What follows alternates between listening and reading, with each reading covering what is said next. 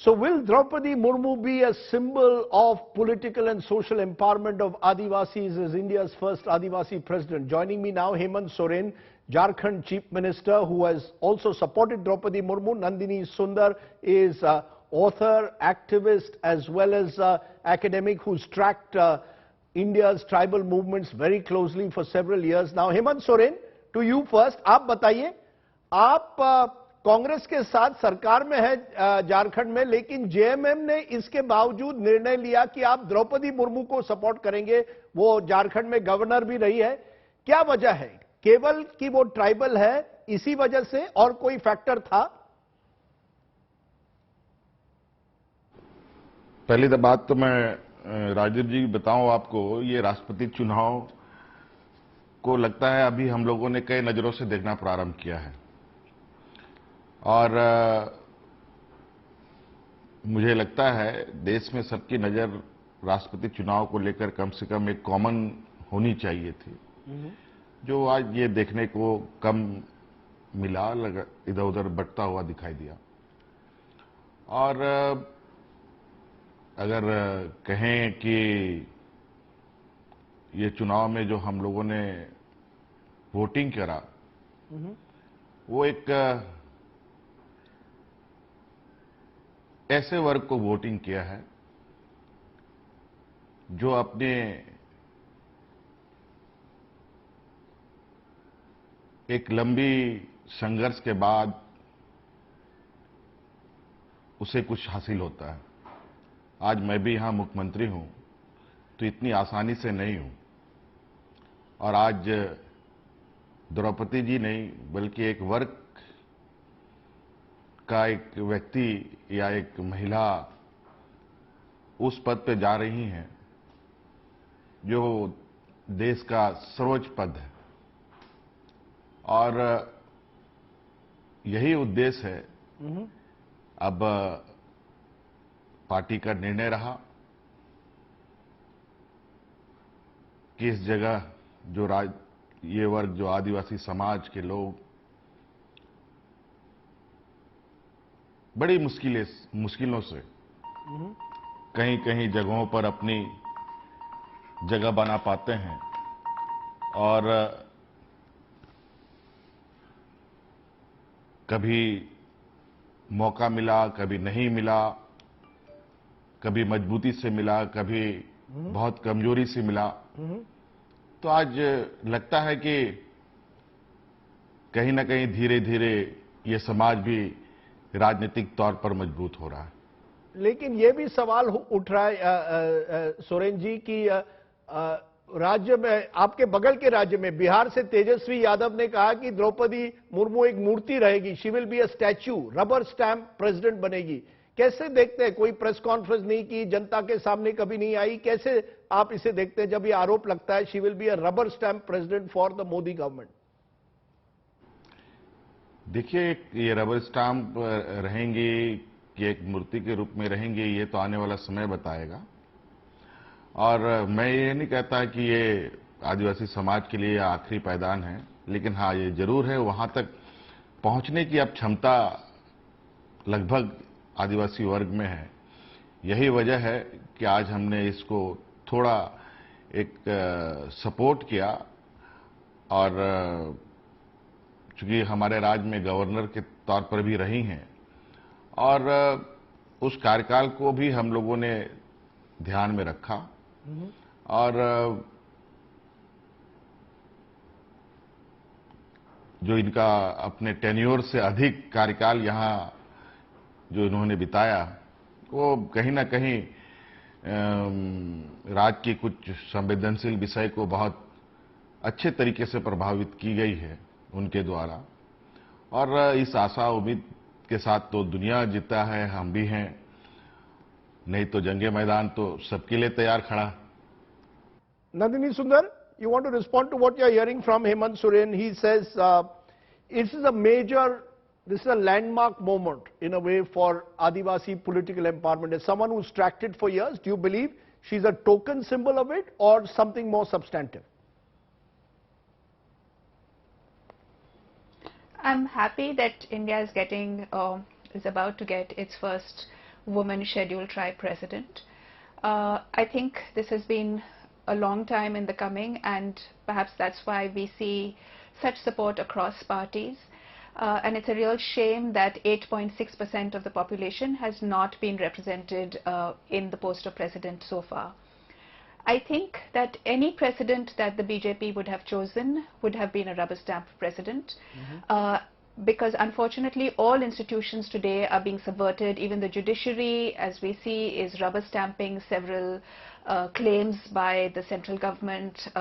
Various state agencies are acting at the behest of the state government, of the central government.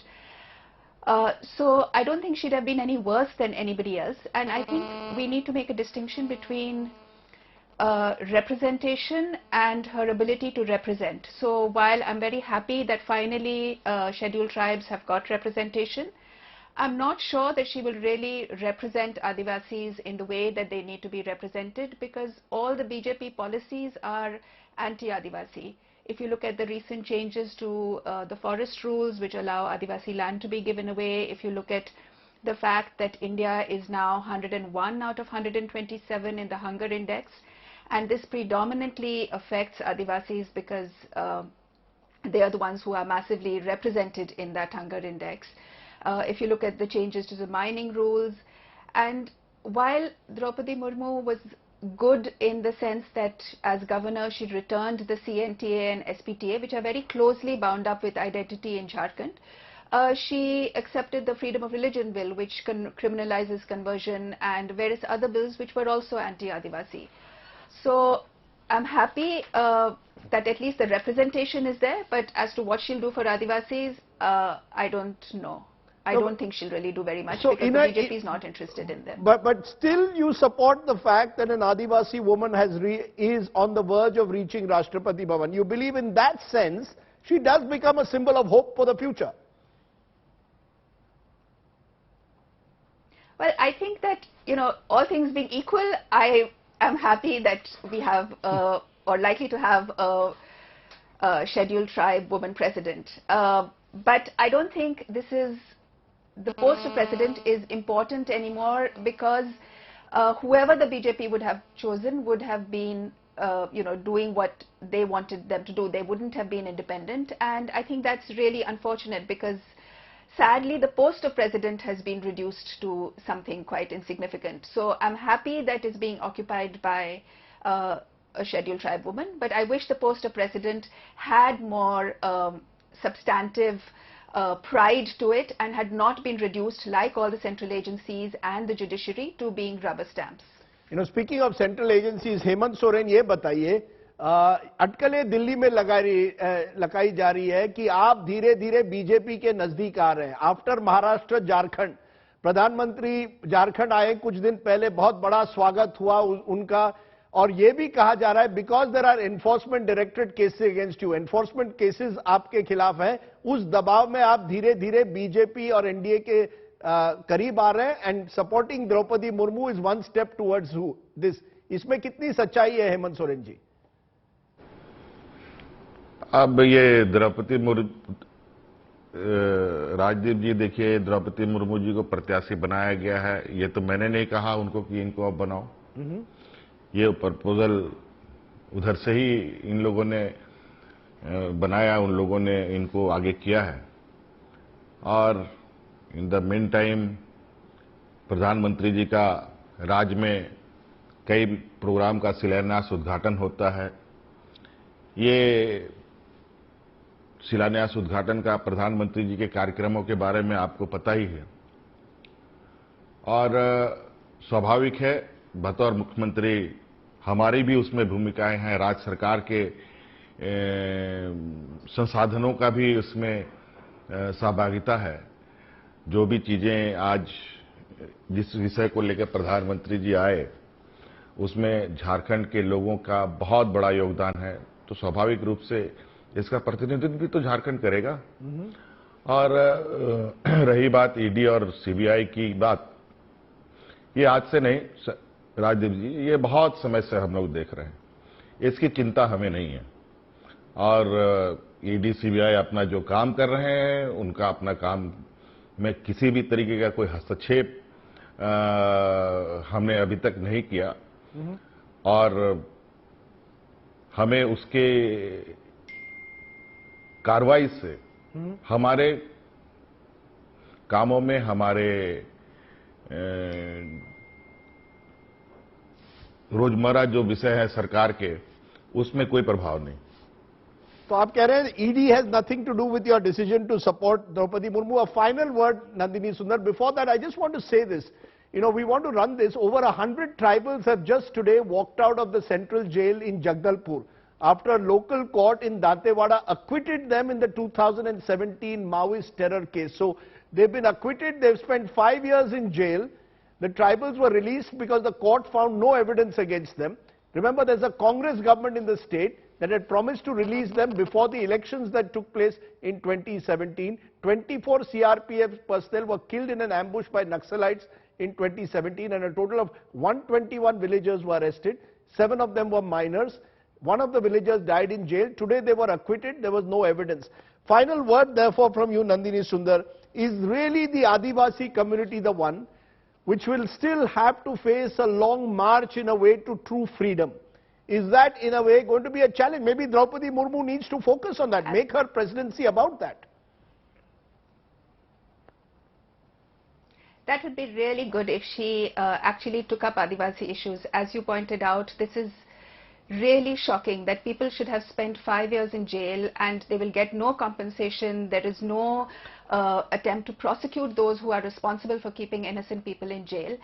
And the president has a major responsibility to look after the scheduled tribes communities. In fact, the 5th schedule of the Constitution mandates the governors to report to the president about the status of scheduled tribe communities in their state.